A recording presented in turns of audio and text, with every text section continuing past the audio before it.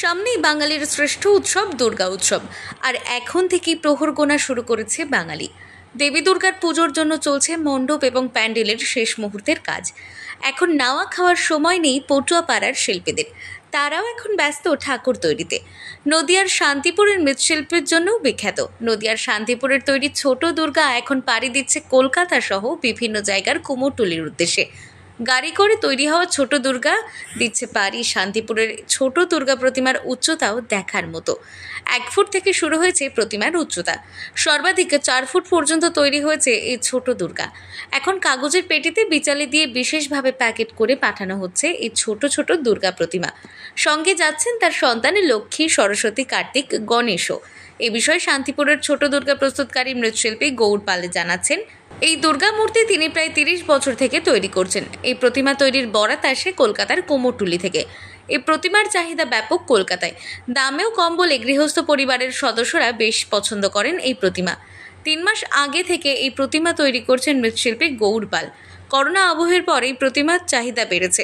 এখন এই প্রতিমা তৈরি করে অনেকটাই স্বাচ্ছন্দ্য ফিরেছে পরিবারে, এমনটাই বললেন গৌর পাল। সরকারের কাছেও বিশেষ আবেদন জানিয়েছেন। তিনি বলেছেন, রাজ্য সরকার যদি একটু সাহায্য করে তাহলে শান্তিপুরের এই মৃৎশিল্পের আরও উন্নতি হওয়ার সম্ভাবনা। বছর ধরে এই কাজের সঙ্গে যুক্ত হচ্ছে। এই কাজ আমার মোটামুটি 28-29 বছর হয়ে গেল।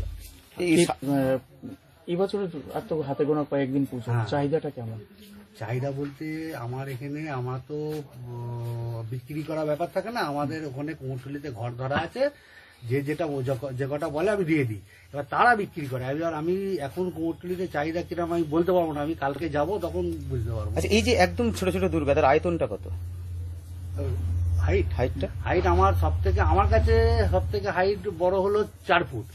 4 ফুটের আছে, 3 ফুটের আছে, 2 ফুটের আছে। আচ্ছা, এই দুর্গাগুলো যখন কুমোরটুলিতে যাচ্ছে তাহলে এই দুর্গাগুলো পুজো হচ্ছে নাকি কোনো বাড়িতে? পুজো হচ্ছে। আচ্ছা, প্রতিটা দুর্গা পুজো হয়। বিশেষ করে থিমের ঠাকুর অনেকে পুজো করে না, তখন এই 4 ফুটের দুর্গাগুলো বেশিরভাগ এই সাইডে রেখে এই দুর্গা পুজো হয়। আচ্ছা, তার জন্য কি এই দুর্গা কি এখন চাহিদা কি অনেকটাই বেশি মনে করছেন? হ্যাঁ, আগের থেকে অনেক বেড়েছে, বিশেষ করে লকডাউনের পর থেকেই বেড়েছে। সে ছেলেরা বেশিরভাগটাই অন্য হয়ে কেউ চাকরি করছে, কেউ ইয়ে করছে, এইসব লাইনে চলে যাচ্ছে।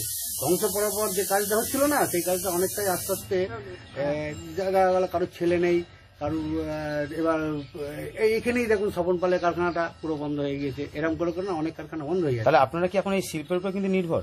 হ্যাঁ, আমরা পুরোটাই শিল্পের উপর, আমি অন্য কোনো কাজ করি না, আমার পুরো সমস্ত সারা বছর এই কাজ।